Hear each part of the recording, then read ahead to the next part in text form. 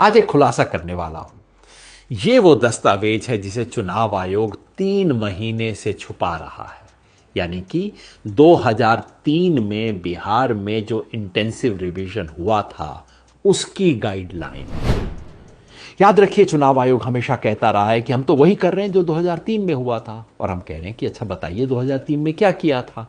चुनाव आयोग ने फाइल नहीं दी, आरटीआई में मांगा गया, उसका जवाब नहीं दिया। पत्रकारों ने पूछा तो कहा कि फाइल गुम हो गई है। तो साहब हमने फाइल निकाल ली और अब समझ आ गया कि क्यों चुनाव आयोग इसको दबा के बैठा हुआ था। क्योंकि ये जो गाइडलाइंस हैं ये चुनाव आयोग के एक एक दावे का खंडन करती हैं। चुनाव आयोग 3 बड़े झूठ बोल रहा है। पहला झूठ ये है कि 2003 में भी एन्यूमरेशन हुआ था, लोगों ने एन्यूमरेशन फॉर्म भरे थे और 21 दिन के अंदर सब कुछ हो गया था।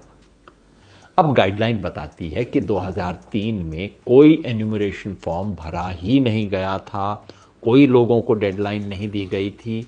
एन्यूमरेटर यानी कि जिसे आज बीएलओ कहते हैं, उसको कहा गया था कि तुम घर घर जाओ और ये फॉर्म भरो, पुरानी वोटर लिस्ट में कोई भी संशोधन है उसको करो और आखिर में head of the house hold के सिग्नेचर करवा लो। नंबर 2, चुनाव आयोग कहता है कि 2003 में तो सिर्फ 4 दस्तावेज का लोगों को ऑप्शन था, अब तो देखिए हमने 11 का ऑप्शन दे दिया है। हकीकत जो पता लगी पढ़ने के बाद वो ये कि 2003 में दस्तावेज मांगे ही नहीं गए थे।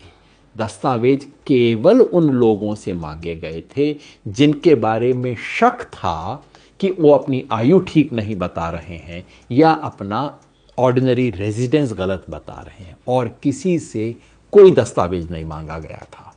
नंबर 3, चुनाव आयोग कहता है कि जो 2003 की लिस्ट में थे उनकी तो नागरिकता की जांच हो चुकी है, बाकी लोग दस्तावेज दें। गाइडलाइन पढ़ के पता लगा कि 2003 में नागरिकता की कोई जांच नहीं की गई थी, बल्कि पैरा 32 में स्पष्ट निर्देश दिया गया है कि एन्यूमरेटर का यह काम नहीं है कि वो नागरिकता की जांच करे। नागरिकता का प्रमाण केवल तभी मांगा गया जब कि कोई ऑब्जेक्शन आया हो या ऐसा इलाका हो जिसको सरकार घोषित करे कि यहां बहुत ज्यादा विदेशी रहते हैं और उस इलाके में कोई नया व्यक्ति आए या जिसे सरकार खुद विदेशी घोषित कर चुकी हो। मतलब कि चुनाव आयोग का एसआईआर का जो सारा दावा है कि 2003 की प्रक्रिया को हम दोहरा रहे हैं वो बिल्कुल झूठ है।